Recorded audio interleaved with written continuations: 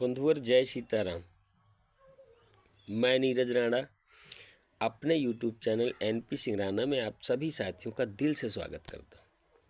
बंधुवर आज वीडियो बनाने का जो विषय है, आप लोगों ने अक्सर सुना होगा कि लोग कह दिया करते हैं कि धर्म को धंधा बना करके रख दिया, धर्म को कमाई का साधन बना लिया है।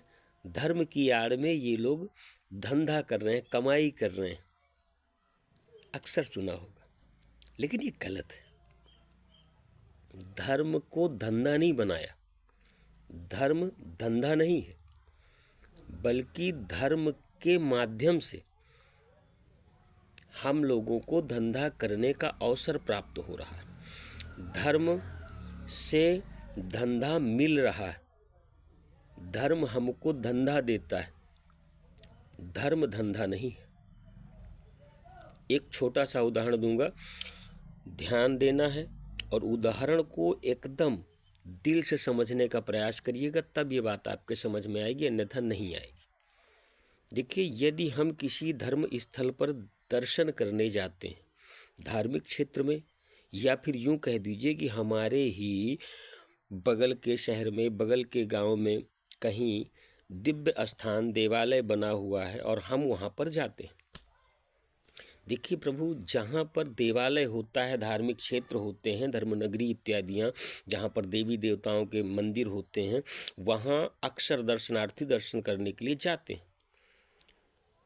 तो जहाँ धर्म स्थल होगा, धर्म क्षेत्र के अंतर्गत, वहाँ पर प्रसाद की दुकानें आपको मिलेंगी।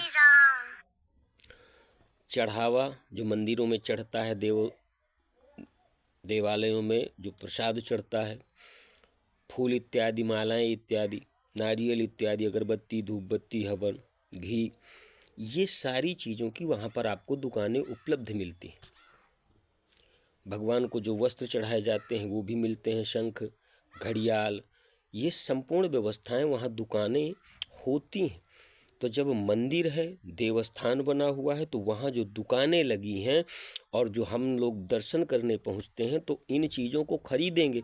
तो धर्म के द्वारा, धर्म के साथ में धर्म ने हमको धंधा दिया, इस चीज़ पर विचार करना है। तो धर्म से धंधा मिलता है, बल्कि धर्म धंधा नहीं है।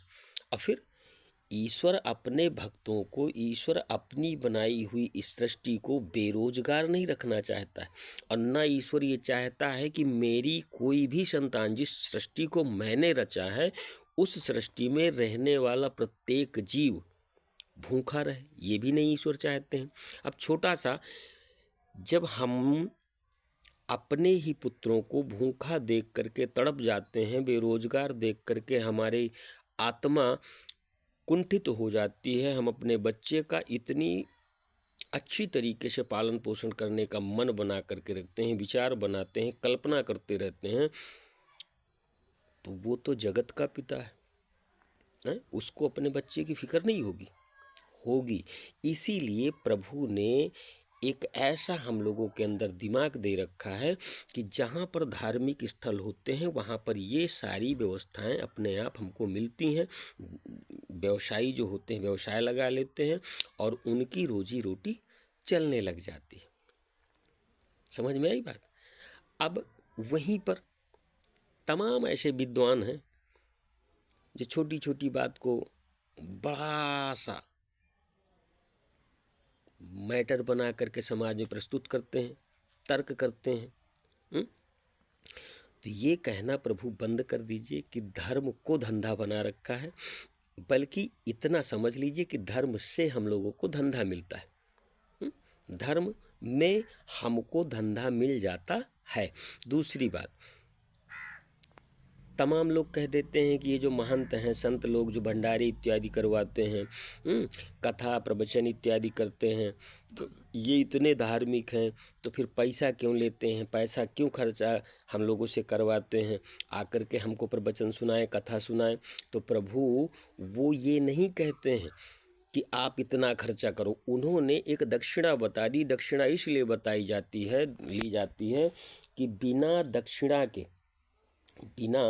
दक्षिणा के कोई भी कार्य हो, जो धर्म कार्य होते हैं वो बिना दक्षिणा के सफल नहीं होते। यज्ञ बिना दक्षिणा के सफल नहीं होगा। जो भी धार्मिक कृत्य हैं आप करेंगे या करवाएंगे, बिना दक्षिणा के सफल नहीं होता है, इसलिए वो दक्षिणा मांगते हैं। फिर दूसरी बात, दक्षिणा इसलिए लेते हैं कि तमाम तरह की वो बगल से संस्थाएं भी तो चलाते हैं।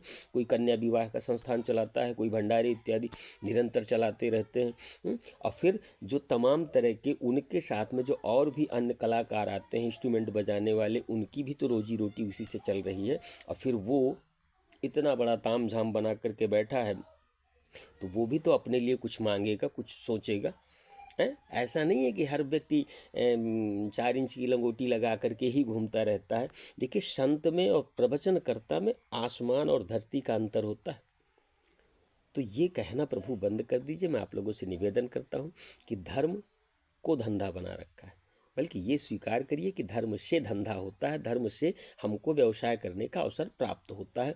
और नहीं तो फिर वही वाली बात है कि कुछ समय पहले एक फिल्म बन करके आई थी, जिसमें परेश रावल जी भगवान को नाकार रहे थे, भगवान को मान ही नहीं रहे थे, और उनकी दुकान में आग लग जाती है या कुछ ऐसा हो जाता है कि वो क्लेम के लिए भगवान को अदालत में पेश करने का जिक्र करते हैं।